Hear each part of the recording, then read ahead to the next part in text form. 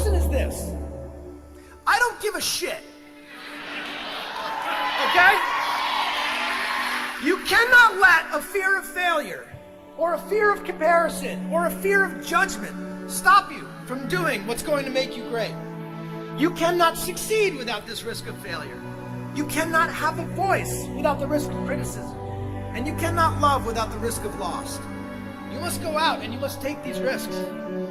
And people will tell you to do what makes you happy. But a lot of this has been hard work.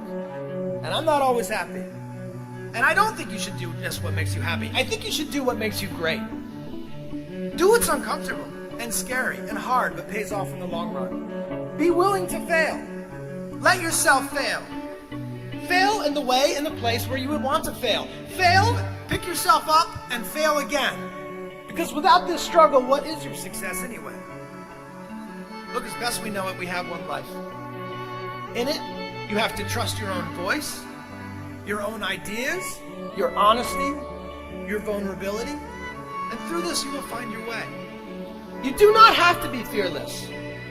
Just don't let fear stop you. Live like this as best you can, and I guarantee you will look back on a life well lived.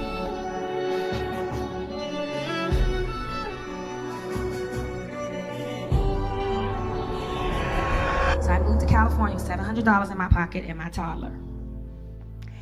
And I have to fight the good fight because people are telling me I can't. You can't do this. You can't. Are you crazy? You're moving to California with your son. You'll never make it. I was 26 when I decided to come here. There's the age thing. Oh, you're too old. If you listen to people and if you allow people to project their fears onto you, you won't live. What if I believed those people who told me that when I became pregnant in college that I wouldn't finish? I walked across that stage with my son on my hip and I collected my degree, my diploma. I didn't hear the naysayers when they were like, you're too old to go to California. If you don't hit by 25, you're not gonna make it. I will be 46 this year. I am just touching the surface. I am just getting started. I wasn't born with a silver spoon in my mouth, you know. I had a passion, I had a dream, and I dived in and I went for my dream. And it all starts with you. You know, you're the temple and you have control. You're in a bad situation, it's up to you to get out of it. You can't give another human the responsibility of your happiness. Your need for acceptance can make you invisible in this world.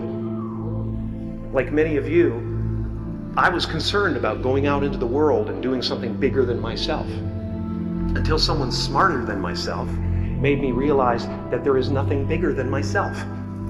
Don't let anything stand in the way of the light that shines through this form. Risk being seen in all of your glory.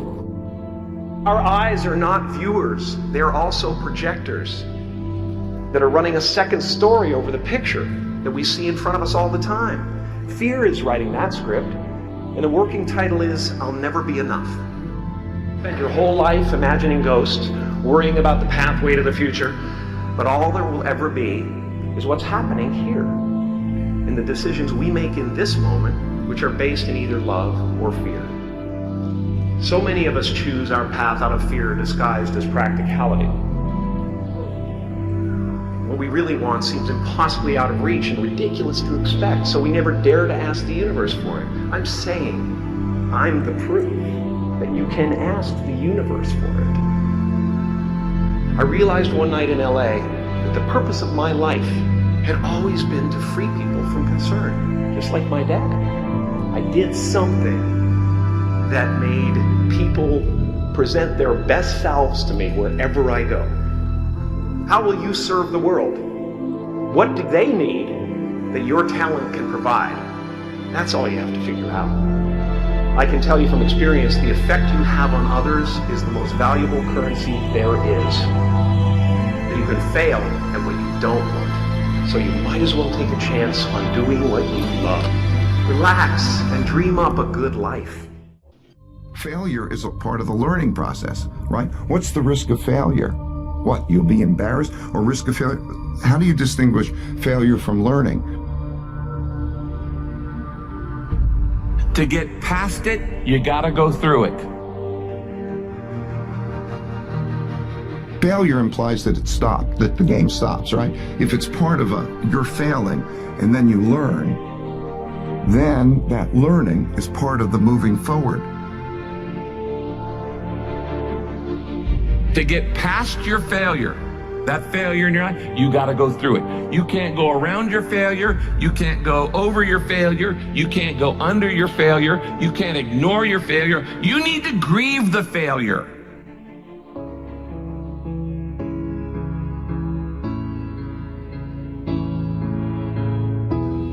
You need to feel the pain. Now, we don't like feeling bad, but grief is a good thing. Grief is the way we get through the failure, and grief is the way we learn the lessons.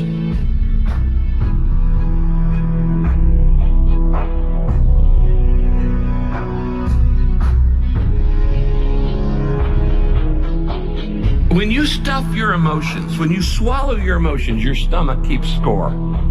It's kind of like, what if you took a can of Coke and you shook it up for a long time and then you put it in the freezer? What's going to happen to it? It's going to explode eventually. It's going to come out sideways. And this happens in your life when you don't deal with your emotions properly.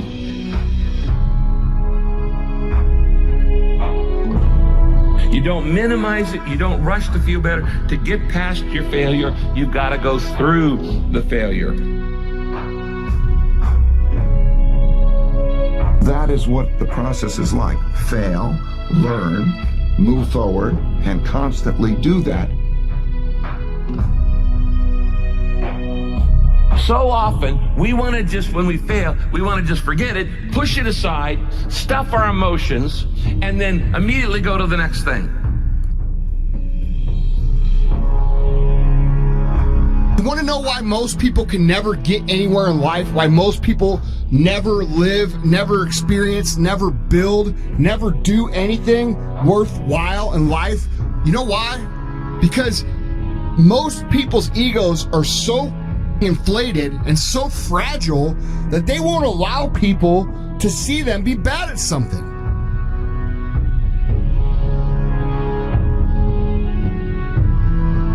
You know, and my mentality is like, I don't lose mentality. And that's with anything. That's not just like, say, a sporting event or whatever. That's just life, right?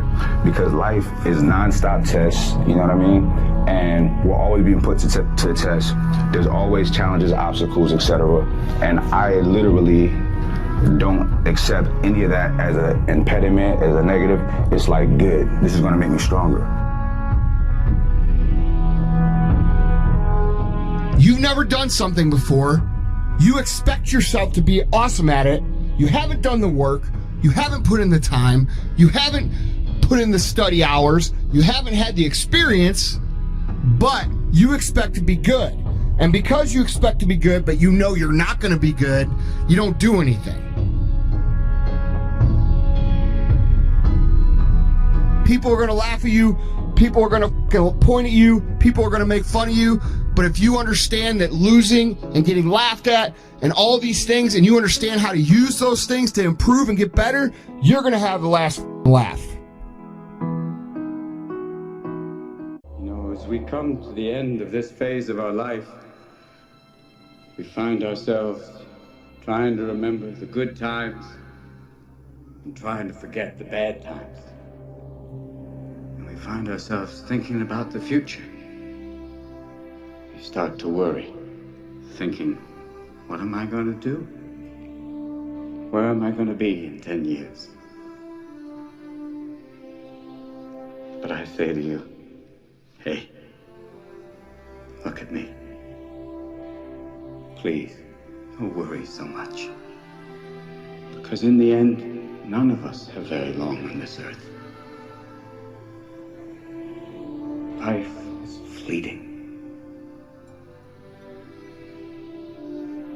And if you're ever distressed, cast your eyes to the summer sky, when the stars are strung across the velvety night, and when a shooting star streaks through the blackness, turning night into day. Make a wish. Think of me. and make your life spectacular.